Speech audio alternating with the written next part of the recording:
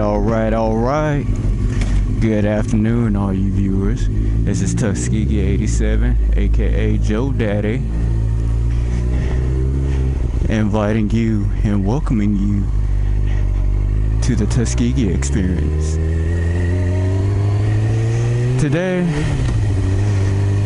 I want to talk about scams, scamming and scam artists,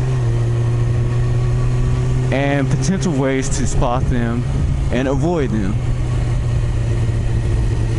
and why you should do these things. I mean, it's quite obvious why you should do them, but so let's just get to it. Scamming.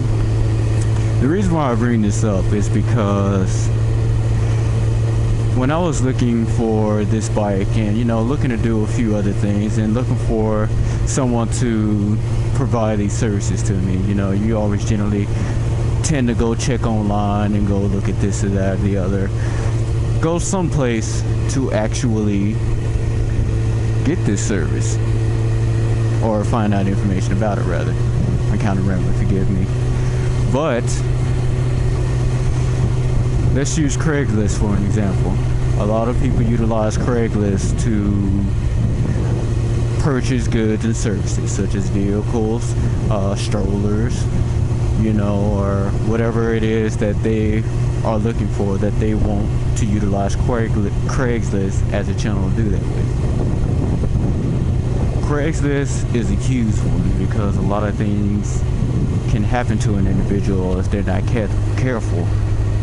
They can potentially lose a lot of money or their well-being, and in some severe cases, their lives.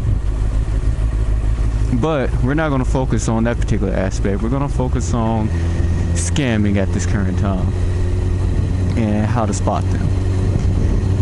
Scammers, if you don't know what those are, which most of you should, scammers are those individuals who work to take your money because they don't want to work to make their own money.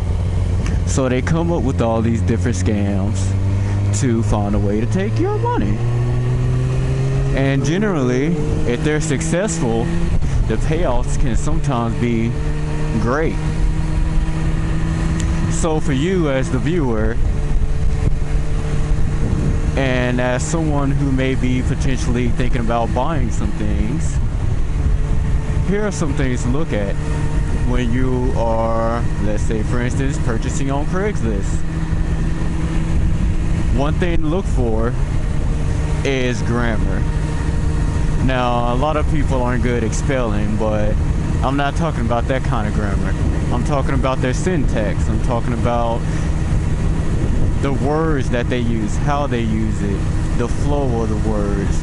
If they sound like a foreigner trying to sell you a product or trying to buy a product from you, that's your first sign. The next sign you should be looking for is their response. A lot of times scammers never want to talk to you. They only want to communicate to you via some form of text communication, whether it be email, text messaging, or back and forth through whatever media you're using to contact them, or whatever media you're using to search for whatever good or service you're looking for. So that's the next thing. If they don't want to talk to you and don't provide a good enough reason, that's probably a good enough sign to let you know that this is a scammer. The next thing you want to look for, again, going back to the use of only text communications, a lot of times scammers will refer you to an email address. And if you're already contacting them via email, it won't be the same email address that you contacted them from initially. It'll be something completely different, just out the way.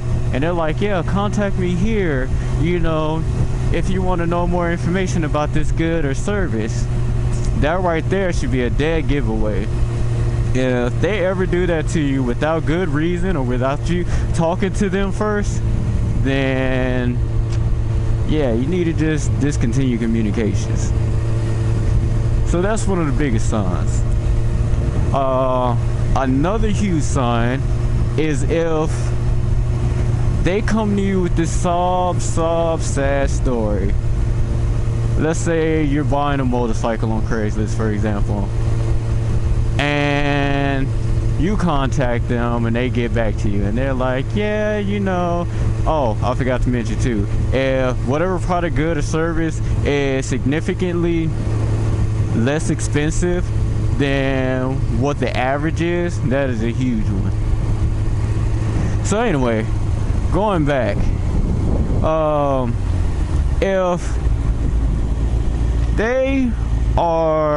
if they come up with a sad story saying that, yeah, you know, my son died, or I just suffered from a divorce, and you know, I just want to get rid of this bike because of blah blah blah blah blah, sad sob story, yeah, don't want to hear it. You know, just stop talking to them, cease communications, because they are trying to jack your money. And this is for all you blues out there who are sensitive to those kind of things. Don't fall for it. Just don't do it. It's not worth it. Don't lose your money. So that's another thing that you need to look for when you're dealing with scamming and trying to protect yourself from a scam. Yeah, so those are the main things that I would encourage individuals to look for when you're buying, shopping, doing whatever.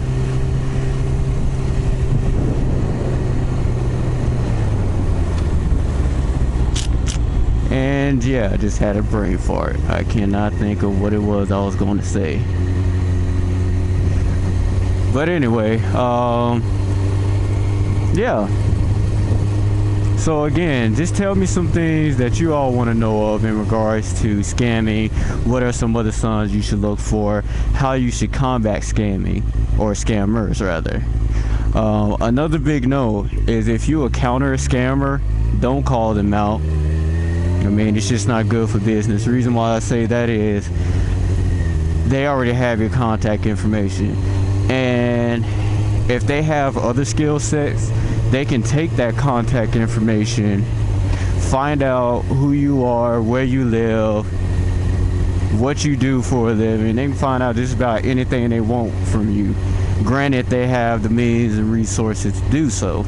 But again, you don't know who it is on the other side of that communication that you're dealing with, so be careful with that.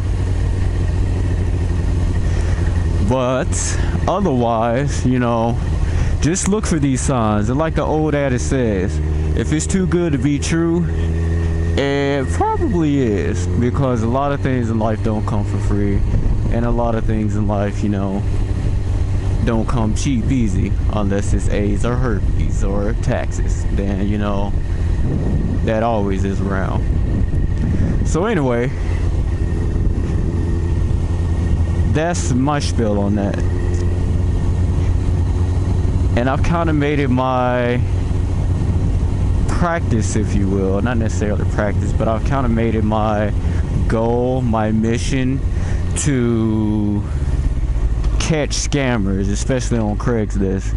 If they're a scammer, if they're trying to scam somebody, you know, I want to know about it. I want to stop them from scamming somebody else, because it sucks to think you're getting this great deal on this product and you go and send them their money through PayPal, which is also another thing you should never use. Even if you're a PayPal user, even if you use PayPal to receive payment yourself, just don't use it. It's not safe. Just, you know, don't use it. If you can't talk to them face to face, don't bother interacting with them. That is the best rule of thumb. If you can't see them face to face, don't interact with them. So anyway, you know, that's just my little spiel on scams, signs to look for, and just kind of ways to protect yourself from scamming. Again, you know, leave me some comments, leave me some suggestions, leave me some things that you all want to hear, you know, as we move forward through this Tuskegee experience. And just a little bit something about the name Tuskegee Experience. I call it an experience because this is my first experience with this type of communication, if you will. I've never done a vlog before. You know, I've written journals here and there before, but I've never done anything like this before, and this is something that I've always wanted to get into. So I call this an experience, one, just for that. Two, I call it the Tuskegee Experience because a lot of the things that I talk about, again, are informational. They're for your knowledge. They're for your betterment. They're to make your life easier. And so I want everybody to experience that. I want to teach people things. And, you know, that's basically why I do what I do. So anyway, again, you know, leave me your comments. You know, tell me some things. And I'll do the best I can to entertain you all with information, yet make it fun at the same time. So anyway, hit me up. This is Tuskegee 87, aka Joe Daddy, reminding you to straighten up and ride right.